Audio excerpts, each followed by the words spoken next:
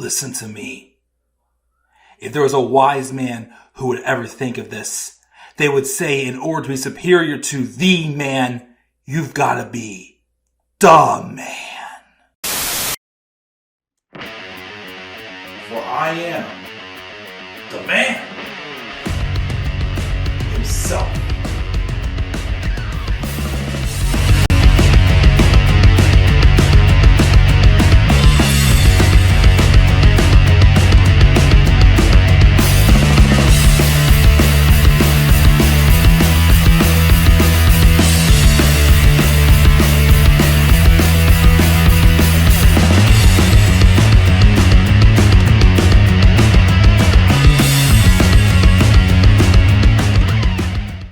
What is going on, guys? This is the Club of the Man 1993. We're back here for another review of WWE 24. And this time we are going to focus on WWE 24's Women's Evolution, the documentary talking about the rise of women's wrestling and the transition it went through up to the big triple threat match at WrestleMania 32. Also, of course, that weekend was Bayley versus Asuka at NXT TakeOver Dallas. These next three 24 documentaries focused on something that was kind of like a topic involving WrestleMania 32. So the fact that WrestleMania was not one of the best WrestleManias. Honestly, since I became a full-time fan, I've watched all WrestleManias. But as far as ones I watched live, the earliest one I watched live was WrestleMania 29. But I was a casual viewer at the time.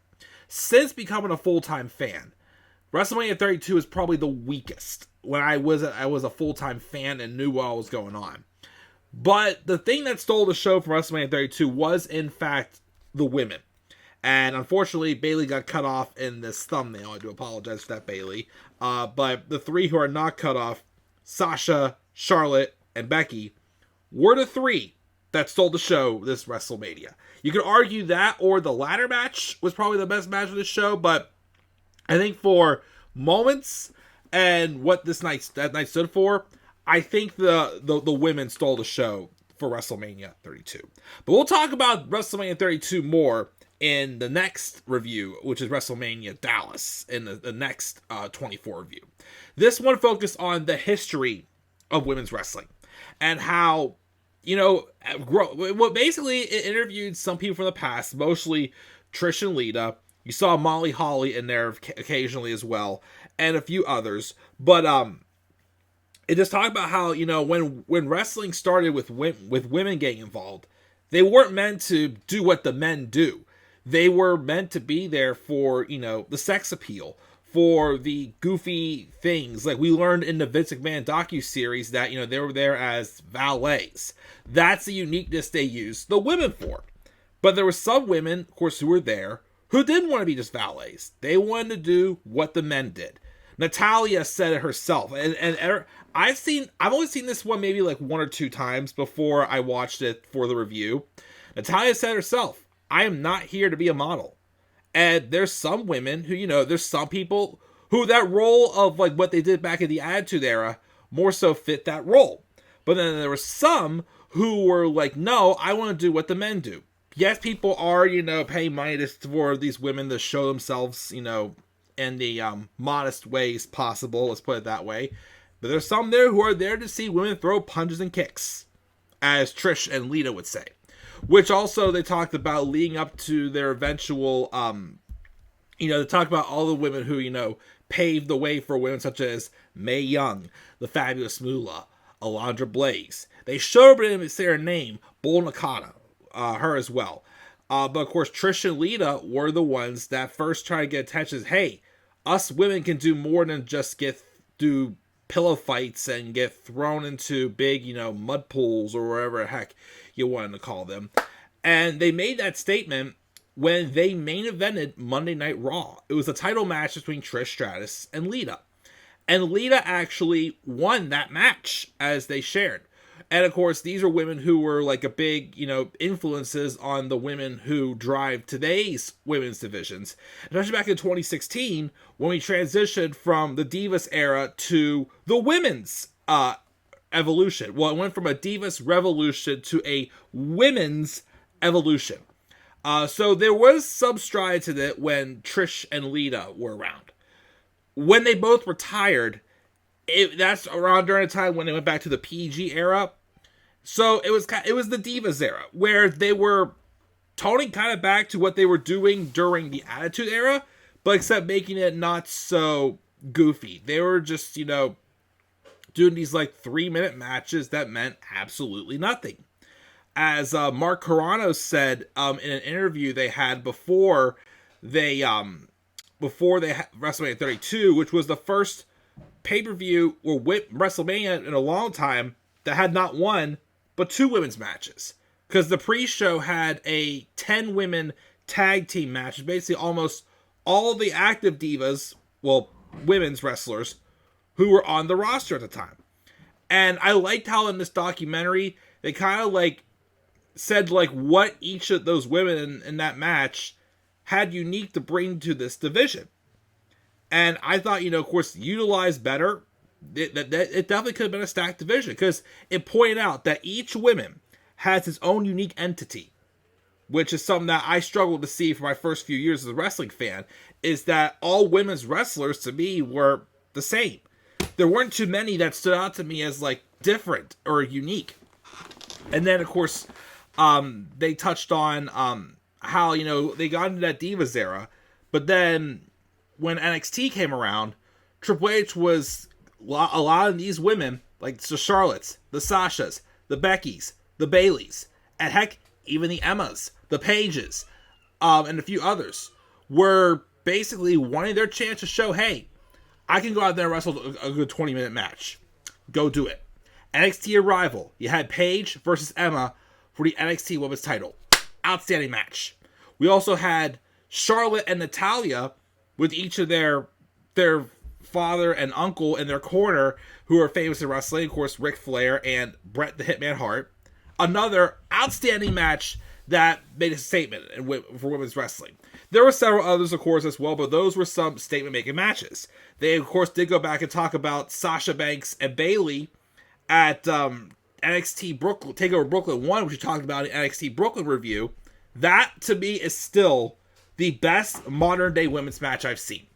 Like, within the past, since the 2010s, that was probably the best women's match I've ever seen. You can argue that, or the only other one I would say you may be able to, that may be competition to that, is Bianca and Sasha for WrestleMania 37.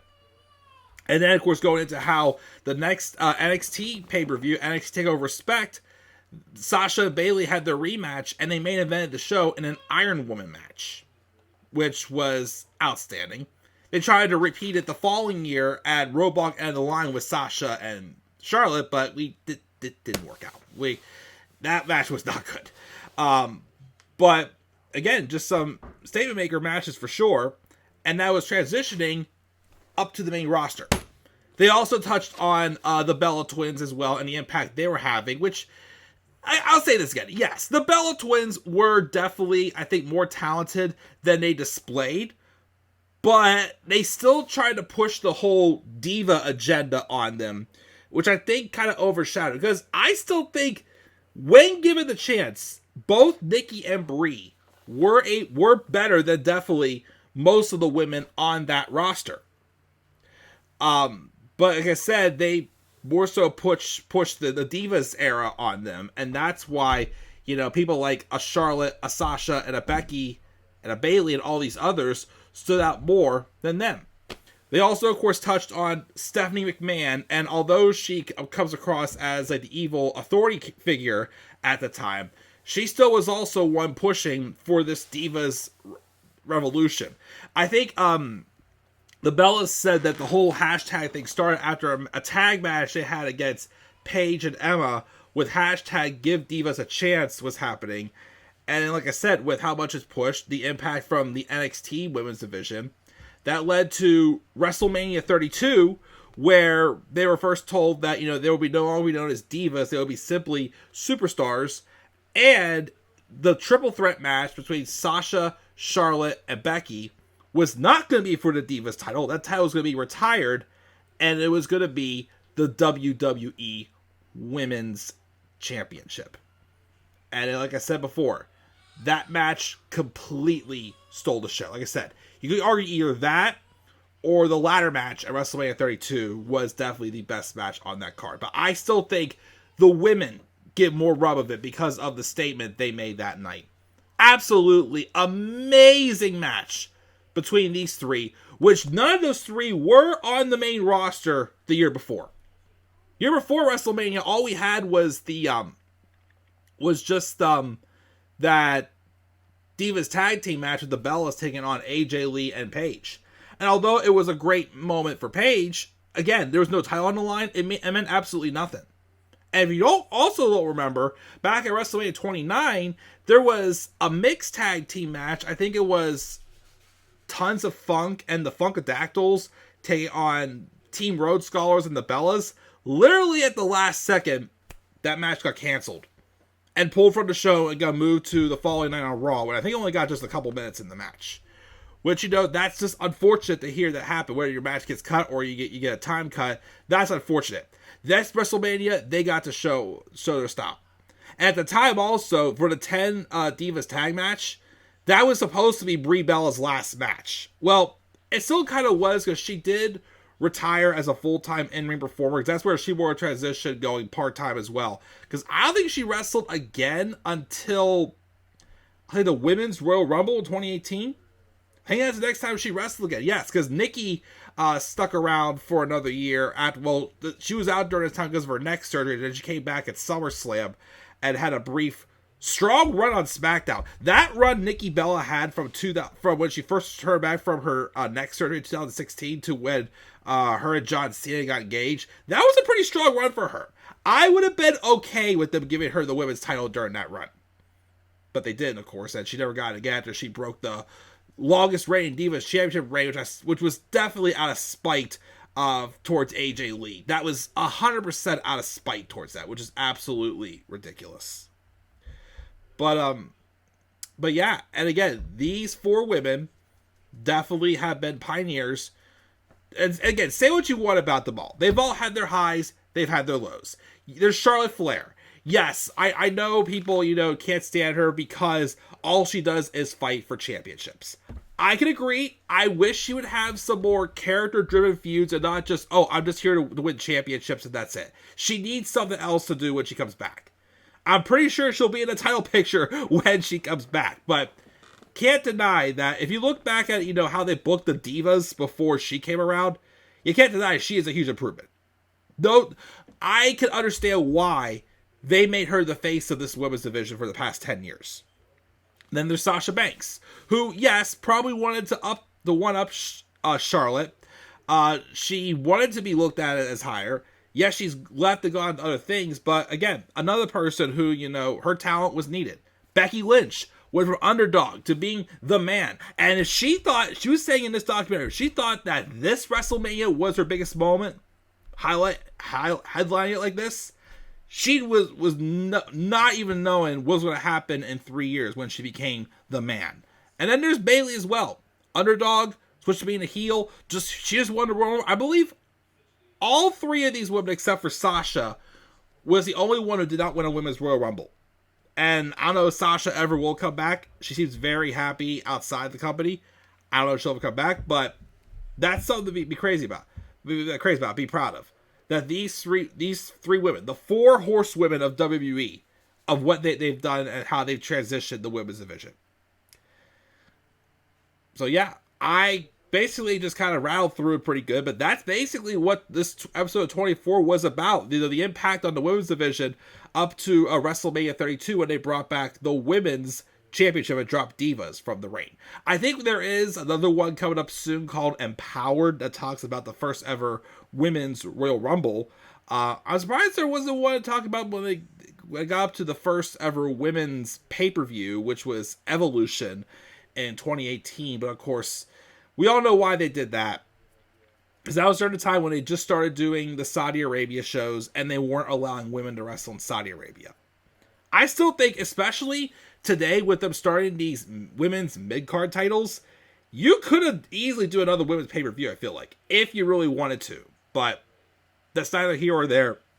we'll see what happens further down the line as the women continue to thrive definitely in the wrestling industry today. They've had their highs, they've had their lows. You can't deny, though, this was a game-changing moment for women's wrestling and WWE in general.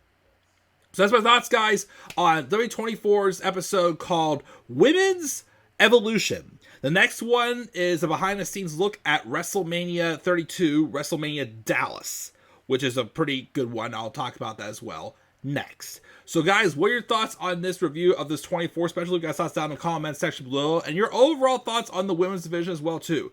Leave your guys' thoughts down in the comment section below. Slap a like on the video and subscribe for more content on my channel. Follow me on Twitter as well, The Club with the Man 93. You may also follow me on TikTok and Instagram at The Club with the Man 1993. And until then, guys, I'm checking out. I'll catch you all later.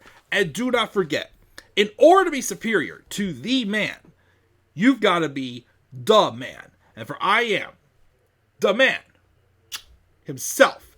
And that is not just an opinion, my friends. That is a fact of life. Yeah!